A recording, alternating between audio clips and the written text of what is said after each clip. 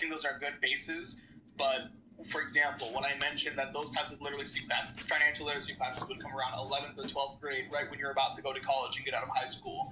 I don't know how long we can be stuck on basics. If we're stuck on basics from kindergarten all the way through 11th grade, that's an issue. We shouldn't need to be stuck on basics for that long. Basics should end at max. Focus on the basics until you get it right, until you get it competent. And if you can achieve that level of competence in the ninth grade, then go ahead and teach others financial responsibility and all that. But make them all learn a competent level of knowledge in reading, writing, and arithmetic. Well, that's already kind of established. Only because, for example, in the college that I'm at right now, and even back in K through 12, to take certain classes, there had to be certain prerequisites that you had finished already or had shown a proficiency in.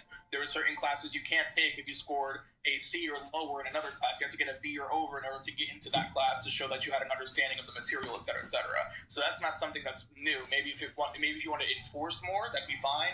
But as for innovation, that's something that's already been put in place for a while.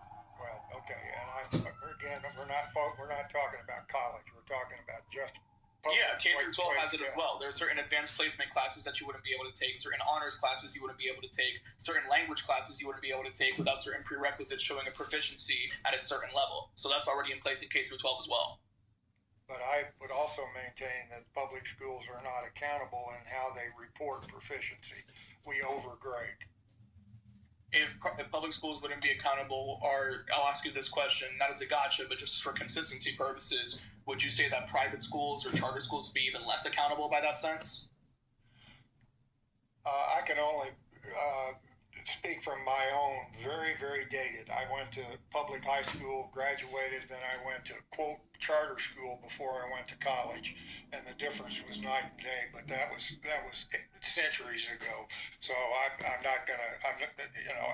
agree with Brad that we shouldn't be trying to compare charter schools and public schools because, as Brad says, they're both not doing a very good job, and I'm trying to focus instead on what both of them should be doing to improve. XG had said something earlier, and XG, you can respond to this if you like, but it's really a question for the stage and the educators specifically. You made me think, XG, with some of your comments about the political and cultural debates that hinder K through 12 progress, right? So I mean specifically like the CRT restrictions, limiting history discussions, book bans, sex education laws. So I'm wondering if